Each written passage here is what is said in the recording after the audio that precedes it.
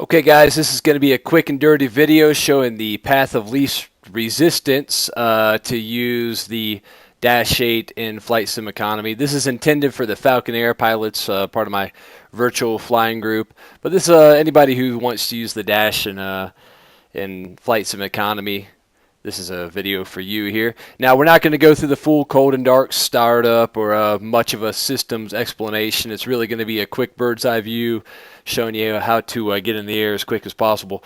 So the first thing we're going to do after installing the Dash-8 is we're going to go to Majestic software on our start panel, and we're going to go to the control panel. And there's a couple things we want to configure. First of all, we're going to hit flight config. We're going to set the cockpit state to ready for takeoff, which is going to have your plane fired up and ready using a script as soon as you load in. So we'll select that, we'll hit apply. I would also recommend the HUD. That's going to give you a left seat heads-up display that you can fold down, which I'll show, and turn that on here. And then get over to flight controls, and I really recommend that for steering control mode, you do ailerons plus mouse. What that's going to do is it's going to allow you to steer the nose wheel steering tractor handle when the gust lock is forward, which I'll demonstrate in the sim here.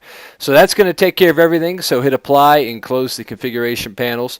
Now make sure P3D isn't running. I already had those settings applied, so it didn't matter for me. But you'll want to launch P3D after making those configuration changes. So we're now going to go to the Flight Sim Economy client. We'll go to the hangar and rent the Dash-8, which you guys all know how to do. We'll look at our starting location, which is Victor Echo Charlie Kilo out in the middle of freaking BFE, India. And I grabbed a quick little demonstration flight. I'm not actually going to fly here, but it's from a Chakalua, whatever, India to Netaji Subhash Chandra Bozi, I don't know, also in India. And that's Victor Echo Charlie Charlie. Make sure you know your airport identifiers. That's going to be important later. So we're going to go ahead and bring up P3D. Now, I've emphasized this before, and I'm going to emphasize it again. It's very crucial that you load in a default aircraft or a less complex aircraft before loading in the Dash-8 or any of the more complex aircraft. I don't know why, guys, but there's something in the background of P3D that doesn't jive with the FS Economy and SimConnect side of things. If you don't load in a basic aircraft first, then load the Dash, as I'm about to do now. If you don't do it like I'm recommending, then there's a good chance that the flight will fail to log when you land. Okay, so we're going to go down to the Majestic software Dash-8 Q400. I recommend this livery because it's the one I've thoroughly tested. I don't know if all the liveries are in Flight Sim Economy, but this POE, Porter Airlines Dash, definitely is.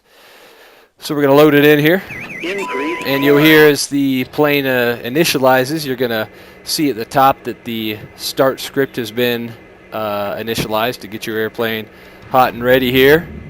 So you'll hear all the engines and systems starting up. Normally this is something you'd have to do yourself. So while that's happening, we're going to go ahead and pull up the FMS, which is right here. You can pop it out by clicking on the black screen portion. And we are going to do a very basic, quick and dirty programming of our FMS before we start a flight here. So once the FMS initializes, you're going to hit the accept selector key to accept your initial position. We're then going to hit the nav button and go to the nav page. Now let's go ahead and minimize and verify where we are. Victor Echo Charlie Kilo, and then we're going to Victor Echo Charlie Charlie. So what we're going to do is bring back P3D. We're going to select the from, which is our initial position, and we're going to input Victor Echo Charlie Kilo. We're going to hit enter. It's going to, in this case, not recognize the fucking airport because it's not in the Dash-8's database. So in this condition, this is a little more complicated. We're actually just going to put in GPS position. And normally you would simply get the page that would show the airport you are at, and you could go ahead and select that airport and hit accept. But in this case, we're going to use the GPS position as our reference. So we'll do that.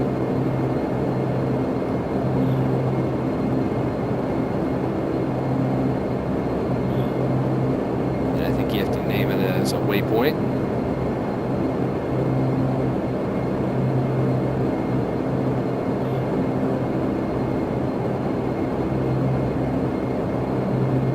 Okay, so there we go.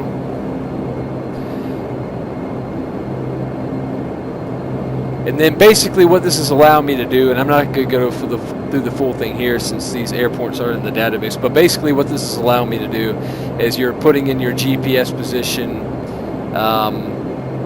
as your known position. But for flying the Dash-8 in the United States, all the United States airports are going to be in the database, probably some in Europe too. So you simply will put in the identifier here, and once you hit the enter key, the aircraft will recognize it like it did here, and we will hit accept. So let's give it one more try here and see. I wonder why it didn't recognize the identifier of where we are now. Maybe it's just not in the database. Oh, sure isn't.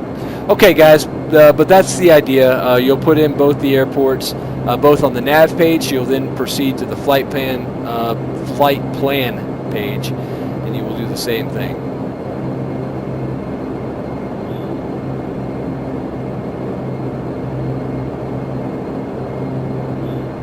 And see, in this case, I'm a little rusty on this, but I know that you can actually program your FMS to work off a radio from another airport.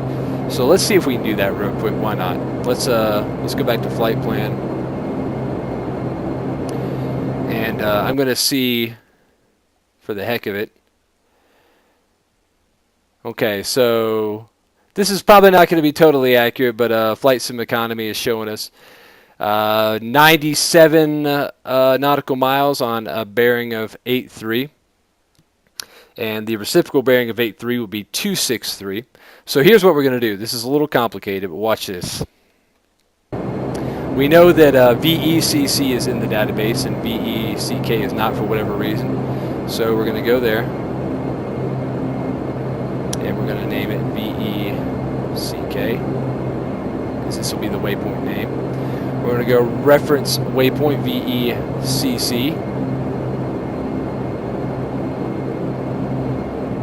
and it's going to recognize that airport, so we will accept that. And then check this out. We're going to do radial and distance. So we're going to put for radial 263 degrees, and then for, I'm going to hit next or enter. Distance, we're going to put 97. This is a little fancy. I wasn't planning on doing this in the video, but it came up, so might as well. There we go. And now what that has done is it's drawing a radial and a distance from a known point to our initial position. And we can now go ahead and put in VECC, which is a known airport. And there you go. We now have 82 for 97. Which is pretty darn close to what Flight Sim Economy tells us, 8.3 for 97. So basically, even though the Dash did not recognize the first airport, we simply just shot a back azimuth from where we're going and then put in that information because it did recognize that airport, and now it's populating our flight plan. So we're good to go. That was way more complicated than I wanted it to be. So the FMS is now programmed. Let me demonstrate the aileron control I was talking about. So if you select the option to let your ailerons control your nose wheel, if you put on the gust lock here, you'll see that I can now control my nose wheel steering tractor handle. Trying to do this with your mouse is an absolute nightmare. If you want to turn off your nose wheel steering, simply hit that switch right there and it will deactivate, even though the tractor handle still moves.